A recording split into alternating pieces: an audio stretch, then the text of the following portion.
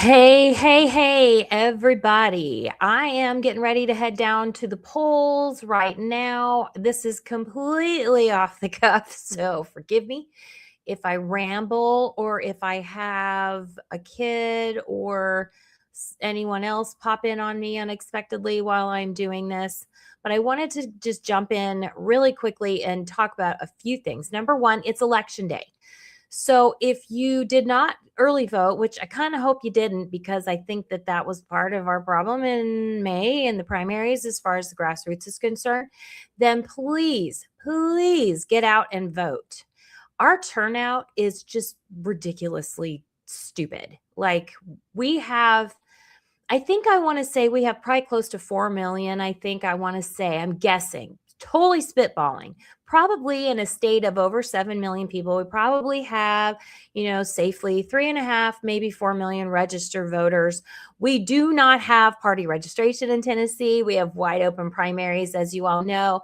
So it's stupid how few people actually vote. I think if we get a million and a half total votes in a general election, out of maybe 3 million it's ridiculous. Like I haven't looked recently. I'm like I said, this is just a guess, but that's I'm in the ballpark. I know I'm in the ballpark. So please get out and vote.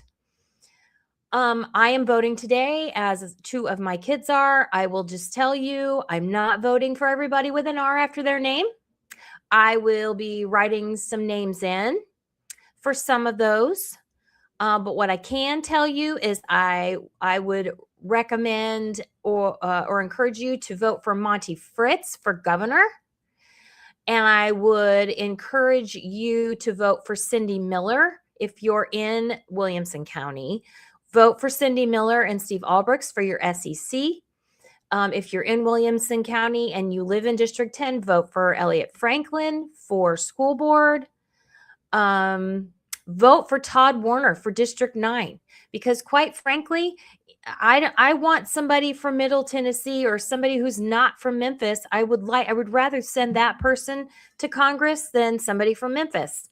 We right now, I mean, we've had for that district, we've had a Memphis person for like the last 25, 30 years. So I think it's time for a change. And just because there's an R after their name, that's not enough of a change.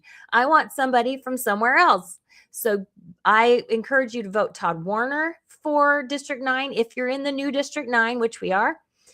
I'm actually gonna vote BK for mayor. It's a protest vote because I won't be voting for the guy with the R after his name.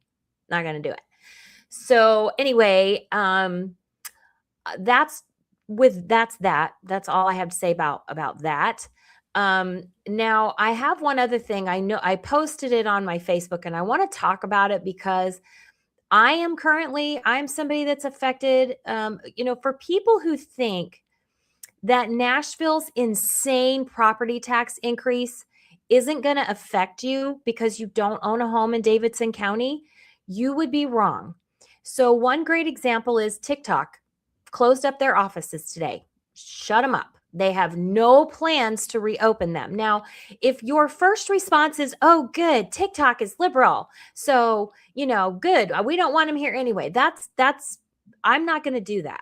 And the reason I'm not going to do that is because there are 250 more people in the job market now that are probably 10, 15 years younger, 20 years younger than those of us that are Gen X that had this same thing happen to them. Now, it wasn't because of a closure.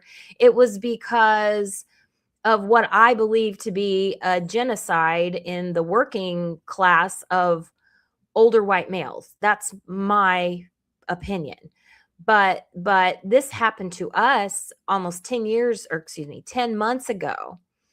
And this is a job market unlike anything I've ever seen. And I don't know if it's because we've had such an influx of new folks here in Tennessee over the last 10 years, especially the last 5 years. There's a deep well of talent with fewer jobs to go around. So that's a problem when you're like 5, 6 years maybe away from retirement.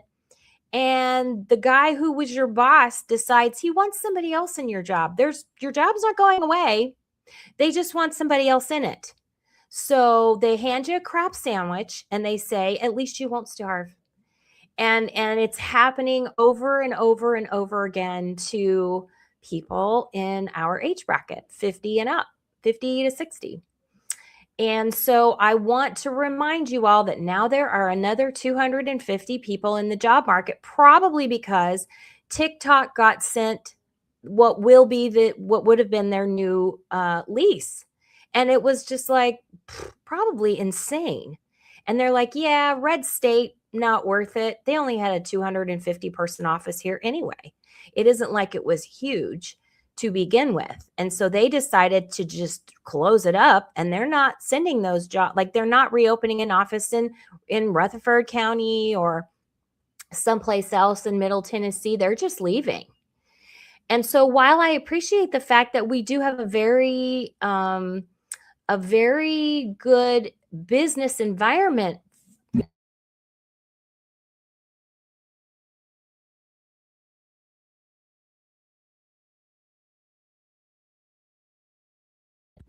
I even just tap my microphone and it turns off. We do have a very favorable business environment in Tennessee. And yes, it is due to our Republican supermajority for all that they don't do. They've done that. Now we do pay for some of that, but still, it's worth it if you have enough jobs coming into the area. But between, I think, the influx of newcomers and the fact that we do have businesses, but they're not, we have businesses that are going to be running like hell from the Nashville area, from Nashville proper, from Davidson County. They're going to be closing, and they're just not going to necessarily see a reason to reopen an office in Williamson County because the property is just insanely expensive here, or even maybe Wilson County or Rutherford County. They're just going to leave. They're just going to leave. They're not going to see any reason to stay. So we need to be thinking about this when we know our Davidson County friends and Nashville friends will be going to vote for mayor. How about the next time we don't vote in a communist? How about we don't do that? That would be really great, to not vote in a communist who not only wants to jack up the property taxes so high. We have, John Rich was just on Facebook today earlier talking about how they're coming to the state legislature, all of these honky tonk owners. That's where the money gets made, people. Our tourism industry has just absolutely exploded over the last several years. We need that money. That's what we need it. That's our means of production. Well, the communist running Nashville has decided to do the socialist communist thing and seize the means of production in his own way that he can and raise the property taxes up so high. We see Mom Donnie doing this in New York. They're raising things up so high that people can't afford to keep it. And you know what they'll do? There'll be a fire sale. They'll sell all of this property super cheap. And guess what? Oh, maybe the city will buy it. Or maybe some poor person who, they wouldn't have had an opportunity before. So the government's going to, give them an opportunity to help subsidize a loan for them so they can come in and run a honky tonk like they've always wanted to. Well, that's not going to work either. It's just a giant redistribution of the wealth scheme. And we're watching it in its own way play out in Davidson and Nashville. So for all of the grumbling and complaining, legitimate grumbling and complaining that I do about the establishment Republican supermajority that we have in our House, this time I'm pointing the finger at Freddie O'Connell. And I really do hope, John Rich said he spoke to Cameron Sexton, and he said that Cameron Sexton had said he might consider, asking the governor for a special session. But I mean, why would they care? Honestly, why would they care? I don't know what it is that they can do, because Nashville, Davidson County is its own municipal government. So I'm not even sure what they can do. So anyway, I just, as somebody who we're living, we're just, by the grace of God, we're lucky we've been able to keep a roof and food around here. And it's just, I am not going to cheer for the demise of another shuttered business in Nashville. And it's just getting started. It's just getting started. Give it time. There will be more if this stays in place. And if you think because you don't own something that sits in Davidson County, it won't affect you, I got news for you. It will in some way, shape, or form, because we will lose the businesses. They won't come here if they think that the government's going to take it away or jack up their rent. The taxes will cause their rents to jack up so high that it won't be worth the investment. They will avoid Nashville like the plague. So if he wants downtown to look like it did 20 years ago, this is a good start. I'm not sure what to do about him because I don't live there and I can't vote for somebody else in the upcoming election. But whoever's going to run against him that has an R after their name, no matter how maybe establishment-y they might be, they're going to be a lot better than Freddie O'Connell. I can't believe I'm saying that, but I think, unless they just end up working with those people. But anyway, we'll see what we get when we get there. But I just wanted people to be thinking about that. I know I that was my first thought when I thought, wow, I'm really glad, because the county line runs through my backyard. And I'm glad that I'm technically a Williamson County resident. But I'll tell you, because most of the businesses probably intend to operate out of Nashville, we're going to start losing them. And I don't know that they're going to move somewhere else in Tennessee. They're just going to leave. They're not going to see a point in staying. And then we're going to have more job loss for all of the favorable business environment that we have. It's just, Nashville is the engine. It's the economic engine of the state. And something has got to be done about it. And we really need to be thinking proactively as Tennesseans when we set ourselves up for our future. Because I don't know about you, but in about 10 years, I'll be too old to go to work. So just I do what I do, and I'll probably do what I do until I die, until the Lord relieves me of that burden. But I'll tell you, it's not feeding me. It's not feeding us. It's not keeping a roof over our head. I do it for you. I get nothing out of it. Well, I wouldn't say nothing. I have a very, very short list of wonderful people who donate to me, and I'm so grateful for them. But it's a very short list, because for whatever reason, in our camp, in the conservative camp, it's just this self-reliance that we all have. And I don't know if people think, well, I'm not responsible for them. And, I don't think people are responsible for me or anyone else. But when you have people who are doing the heavy lifting, it sure would be nice if they get some support. It would really be nice. Otherwise, it's not going to be worth doing anymore, or just, you're going to be forced out of it, because I'm a one-woman show. Literally, one woman. I'm the only woman in the entire conservative media network in Tennessee. I'm it. I'm the only gal that's doing this. So, and the other ones, they set theirs up with lots of money. I'm sweat equity for me. Sweat equity. I didn't start with a couple $100,000 or a bank loan from a big bank. I didn't do that. I couldn't do that. I run on what I can do. And it's getting to the point where you can only do so much, and then you just decide the juice isn't worth the squeeze.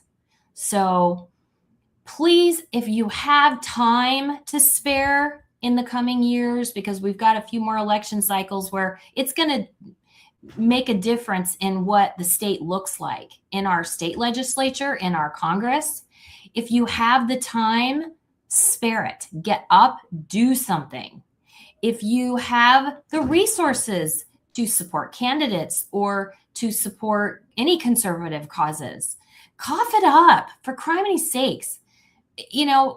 That's why we always manage to be on the losing end of things, because the grassroots never gets the money. Why? Because there's no point for these big dark money orgs to invest in us, because we're not the kind of people who are going to, scratch their itch.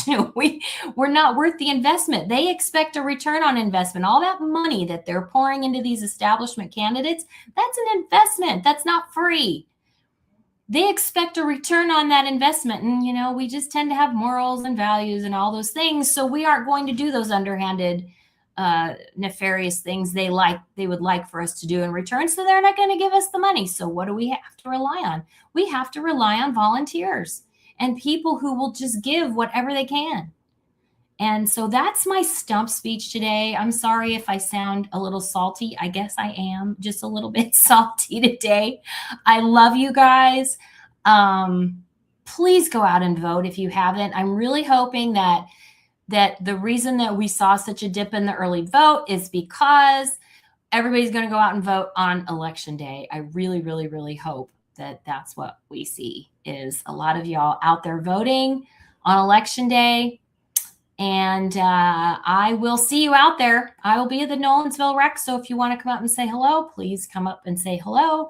And I will see you around. And I guess we'll just wait until tonight and see what happens. Maybe tomorrow. All right. Love you guys. Bye-bye.